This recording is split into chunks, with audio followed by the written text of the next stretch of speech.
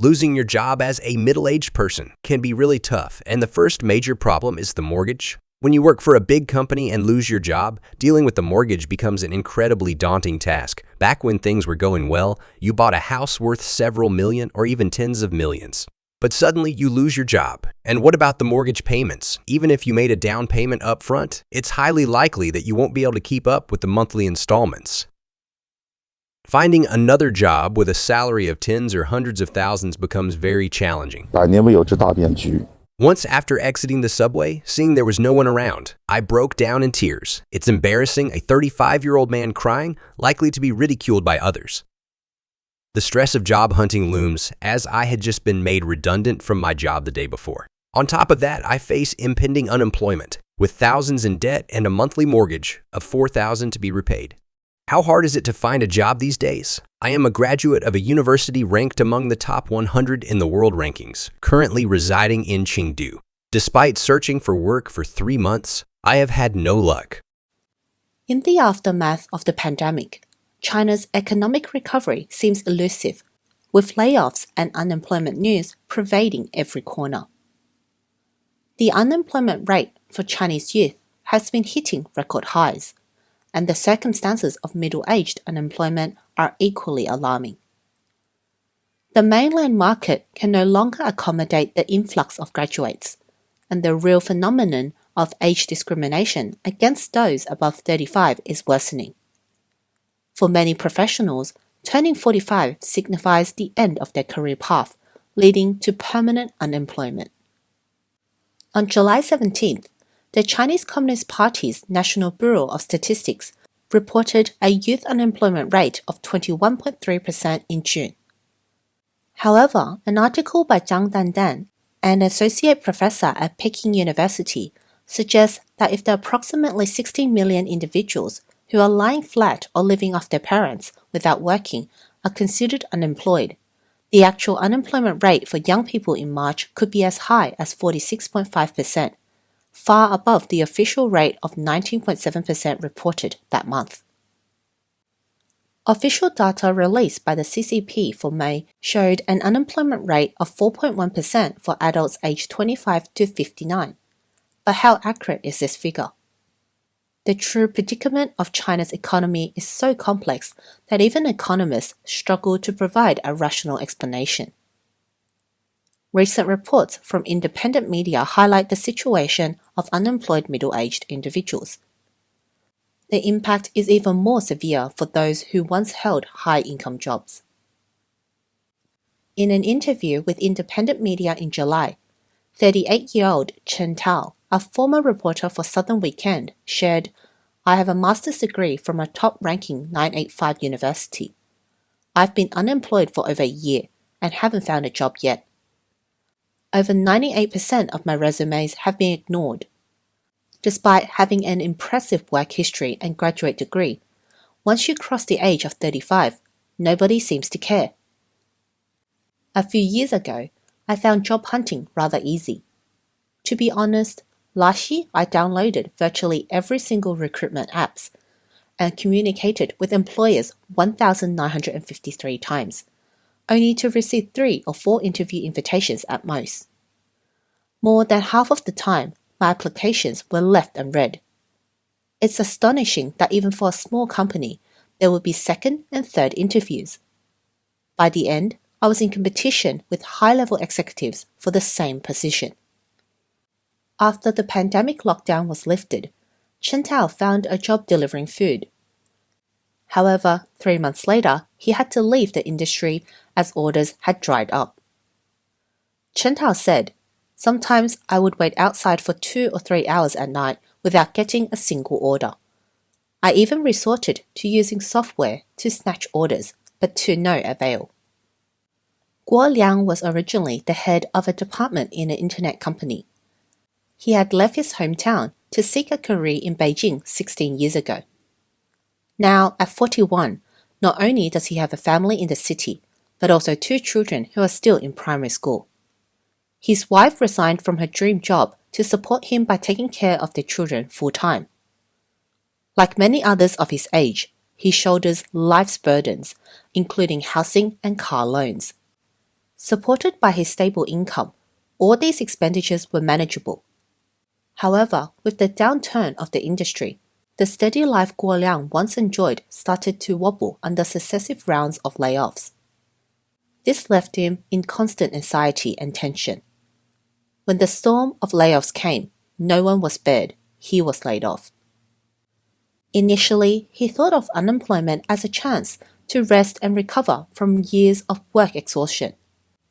But he soon realized that his unemployment meant the loss of the only income source for his family.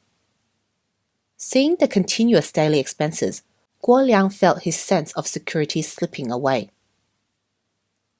What were once manageable housing and car loans now feel like heavy mountains pressing on him.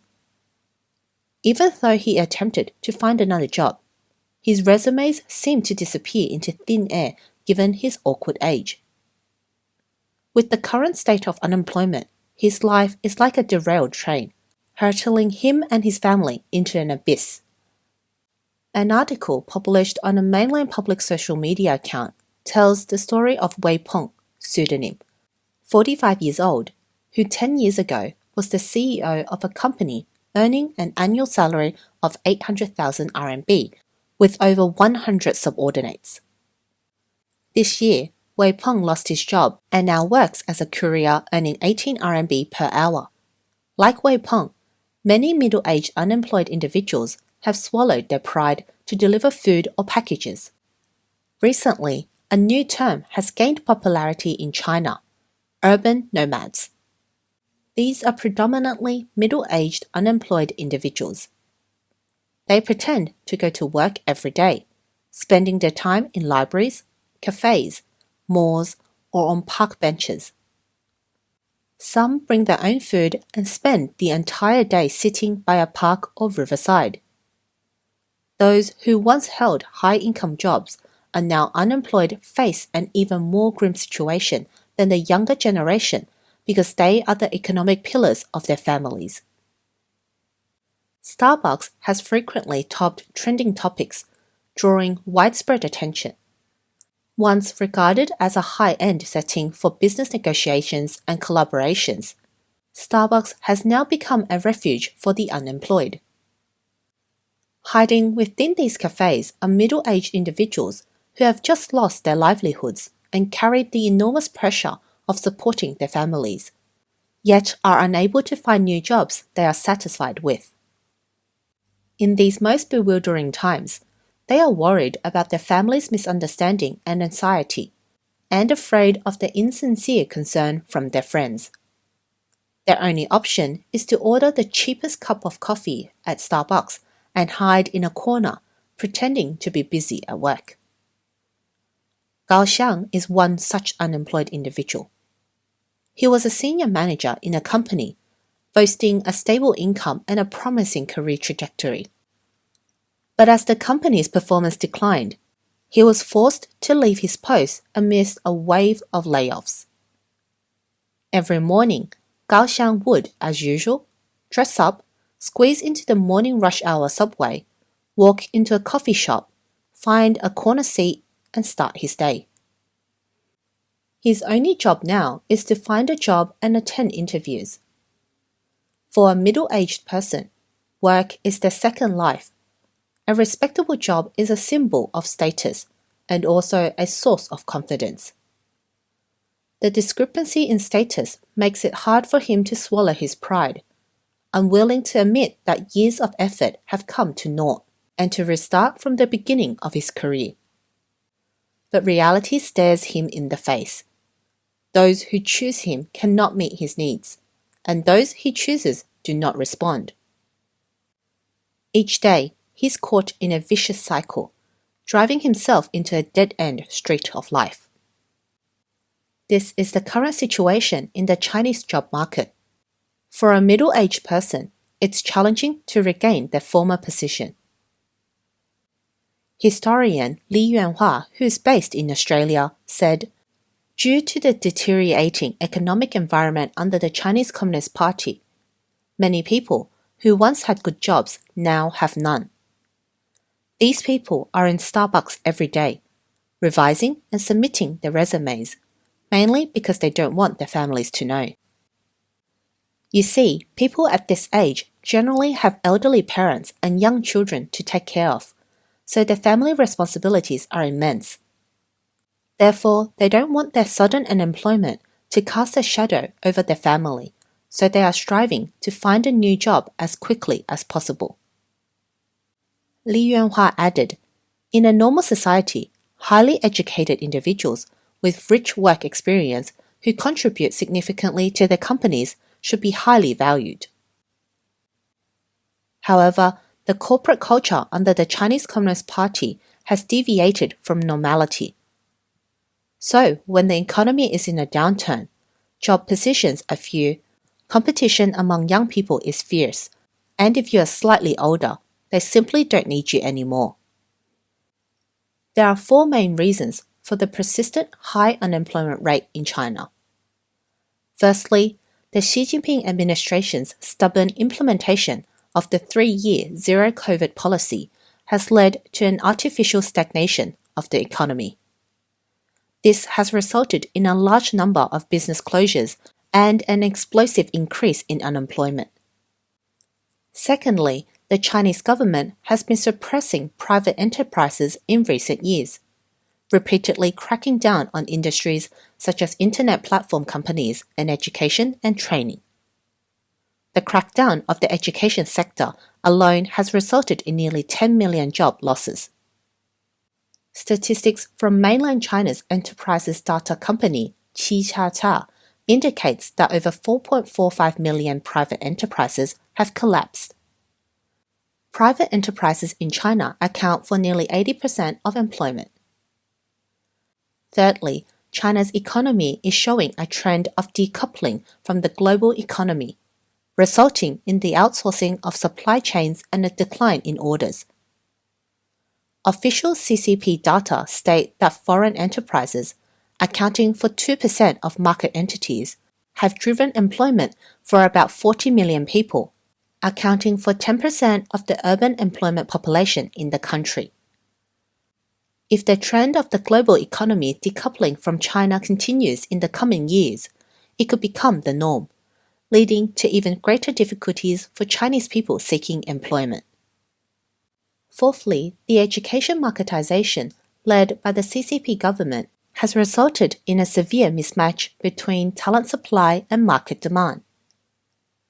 These root causes of unemployment in China will persist and are likely to intensify, suggesting that the unemployment problem will become increasingly serious.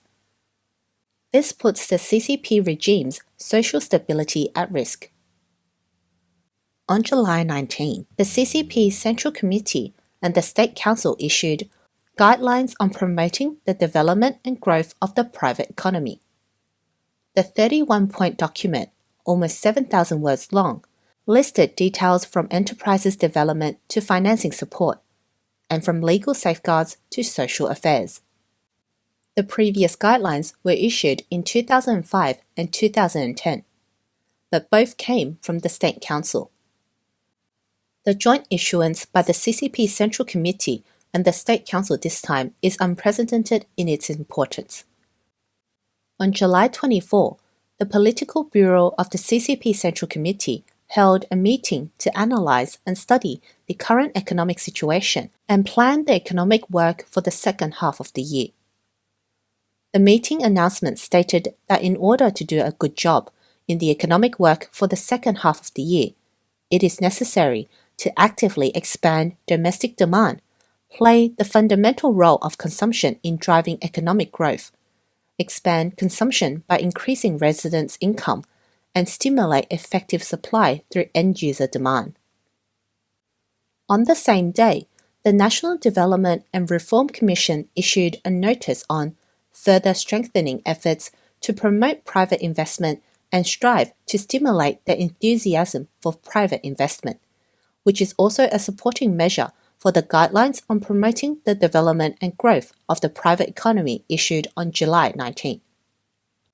Prior to the introduction of this new policy, the Chinese government has been taking a hard stance against private enterprises in sectors such as technology, education, and real estate for many years. This suppression has hindered these private businesses from providing job positions for fresh graduates as they used to, while also dampening entrepreneurial spirit. The Chinese private enterprise sector has faced continuous restructure, and private investment growth in China has also shown a noticeable downward trend. In 2022, the cumulative year-on-year growth of private investment was 0.9%, reducing the overall investment proportion to 54.2% in the first half of 2023. The cumulative year-on-year private investment decreased by 0.2%, and both the growth rate and its share of total investment continued to decline. Professor Xie Tian from the Aiken School of Business at the University of South Carolina believes that China's sluggish economy has forced the authorities to once again seek help from private enterprises. The three engines of China's economy, export and import, investment and consumption, are all stalled. There are no economic growth points at the moment. Private enterprises now don't have the confidence to invest. The CCP is very anxious. I think the situation is very severe, so they are now asking private enterprises to invest and help revive the economy. After the government crackdown on the tutoring industry, they are now hoping for their return. Xie Tian also thinks that the situation is indeed desperate. He told Voice of America, "Private enterprises contribute more than state-owned enterprises in terms of tax revenue, employment numbers, and foreign trade. 50 million private enterprises are not investing now, which poses a huge problem for tax revenue. They have lost confidence. The CCP's numerous policy documents are of no use. In a normal country, the government gives money to the people when the economy is bad. The CCP's policy documents are useless. They are the exact reflection of the government's problems. So, these policy documents talk about loosening control over private enterprises, improving the environment, and encouraging entrepreneurial spirit. But in reality, how many entrepreneurs have they arrested? The most obvious case is Sun Dawu. They arrested him, then sold his property cheaply to their own people." He concluded, "The public has no confidence in the CCP. Foreign investors have no confidence, and in fact, the CCP itself has no confidence." In addition to the CCP's regulatory suppression of private enterprises, foreign private companies offering attractive jobs have also drastically reduced their business scale due to the West's pursuit to reduce dependency on China, decoupling. World Bank data shows that last year, China's net amount of foreign direct investment fell to the lowest level since 1990. Liu Zongyuan, a researcher in international political economy at the Council on Foreign Relations in the US, said, "Due to the shift of supply chains, employment opportunities provided by multinational corporations are decreasing. Multinational corporations are either considering reducing investment in China or outright exiting the Chinese market." In response to the decision by hedge fund manager and billionaire investor Stanley Freeman Druckenmiller in early June this year to remove China from the investment destination list, analysts say that some of them see no hope in China's economy, while others have realized the threat the CCP poses to the world and decided to change course.